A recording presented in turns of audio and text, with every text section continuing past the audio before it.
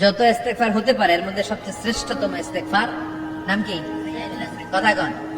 বুখারীর বর্ণনা, শাদ্দাদ ইবনে আউস রাদিয়াল্লাহু তাআলা আনহু বর্ণনা করেন, এই সাইয়্যিদুল ইস্তেগফার দিনের বেলা যে পড়বে ওই দিনে মারা গেলে সে জান্নাতি। এই সাইয়্যিদুল ইস্তেগফার রাতের বেলা যে পড়বে ওই রাতে যদি ইন্তেকাল হয় ওই লোকটা জান্নাতি। মুখস্থ আছে না?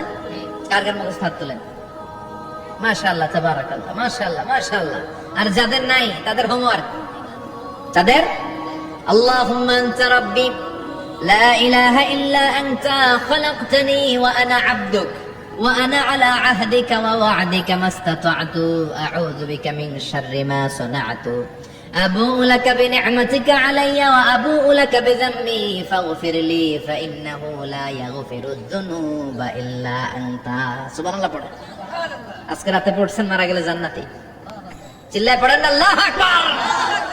এজন্য বিষ্ণুই বলেন আমার আগের গুনাহ মাফ, পরের গুনাহ মাফ, তারপরেও প্রতিদিন আমি 70 বার তওবা ইস্তেগফার পড়ি। আজকে থেকে পড়তে রাজি আছেন তো? বেশি বেশি ইস্তেগফার পড়া যাবে না? একটু প্রাণ খুলে দিল খুলে আওয়াজ করে পড়েন তো আস্তাগফিরুল্লাহ।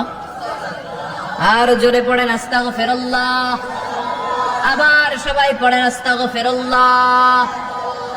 সব সময় তওবা ইস্তেগফার যারা পড়ে তাদেরকে পছন্দ করে কে?